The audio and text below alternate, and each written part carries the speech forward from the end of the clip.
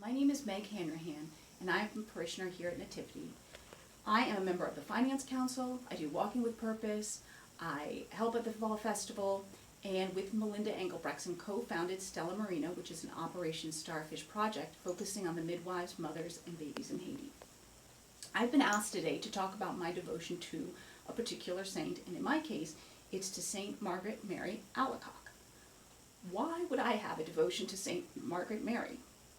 Well, let me back up a little bit. My name is Margaret Mary Hanrahan. So as you can imagine, as a little girl, I loved the thought that I was named after a saint. Well, why was I named after a saint? Well, in 1959, October 17th was Saint Margaret Mary's feast day, and that was the day my parents were married. Subsequently, her feast day did move to October 16th, but I always think it's October 17th. So that was something that made me excited that I was named after the saint because it was my parents' wedding anniversary. Another reason was I was enthralled with this little thing my father had on his dresser. He had it in his Mary statue. Her hand was perfectly cupped, and it held this little medal in it. Well, that's what I thought it was when I was a little girl. But it's not a medal, and I knew it said Saint Margaret Mary Alacoque, and I knew that, but I didn't know what it was. Again, I just thought it was a little medal. But actually, it's a second-class relic, and this was a gift from the priest that married my parents. So I have always had this devotion, and when I need strength, I hold on to this relic. So this is why I have a devotion to St. Margaret Mary. But who is St. Margaret Mary? She was born in 1647 in Burgundy, France, and died October 17th, 1690, which is why I still say October 17th. This is her feast day. She was beatified in 1864 and canonized finally in 1920. St. Margaret Mary is famous for being the saint that Jesus exposed his Sacred Heart to. St. Margaret Mary was very devoted as a young child and devoted to the Blessed Sacrament. She developed, however, rheumatic fever as a young child and was in bed for 4 years. During this time, she would pray to Jesus and say, "If I am healed, I will enter religious life." And so Jesus did heal her, but as she got older, her mother wanted her to get married, and so she began attending fancy balls with her brothers. One night, coming home from one of these balls, she had a vision of Jesus, and he was bloodied and scourged, and he was very hurt and angry with her. And he said to her that he was very upset because she did not uphold her promise to him that if he cured her, she would enter religious life. She realized how hurt she had made Jesus through this vision that she gave up any hopes or desires to look for a husband and immediately entered the religious life, and she became a visitation sister. As a visitation sister, this is when Jesus started appearing before her, and she had several visions over an 18-month period beginning in December of 1673. The first vision, Jesus told her that he wanted to show her his Sacred Heart so that she could share his love for all mankind. And through these visions, he would show her the graces of having a devotion to his Sacred Heart.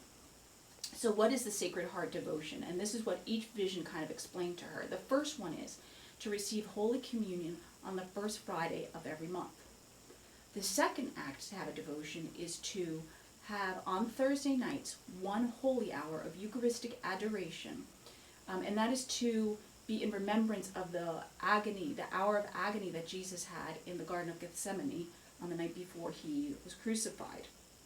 And the third is to have a feast of the Sacred Heart of Jesus, and that is now celebrated in June, and it's typically the Sunday after Corpus Christi Sunday.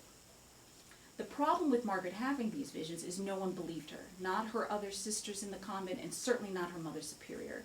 They had priests come to see what it was wrong with her or to see if she was being truthful, and the priests who came said, no, she is just a victim of her delusions. These are not true visions that she's having. Well, this upset St. Margaret Mary very, very much because she knew with conviction that Jesus was appearing before her. She knew with conviction that he wanted her to share the word about his Sacred Heart. So this made her so sick, so stressed out and so sick. And the Mother Superior became very nervous because she did get so sick. And so the Mother Superior prayed to God and said, if you heal St. Margaret Mary, I will believe her and I will try to have confirmation of her visions. So Margaret Mary did get healed. So the Mother Superior had a Jesuit, Father Claude de Colombière, come to see if this was true, if her visions were correct. And he was convinced of her revelations. He believed her, and he vindicated her of all her visions. And he then took on the task of spreading the devotion of the Sacred Heart of Jesus throughout the world. He started in England, and it continues, and the Jesuits today are still the primary group that recognizes and promotes the Sacred Heart devotion. St. Margaret, because of this, St. Margaret Mary is the one I turn to when I might lack confidence and when I might need strength. While it did make her terribly sick, she had the strength and confidence that what she was seeing was true, that Jesus wanted her to send this message around the world about his Sacred Heart. So I turn to her when I need that strength, when I need that confidence, whether it's at work or home or whatever situation I may be in. I pray to her to give me the strength and confidence that she had for others to believe me, for others for me to show God's love that he has for all of mankind.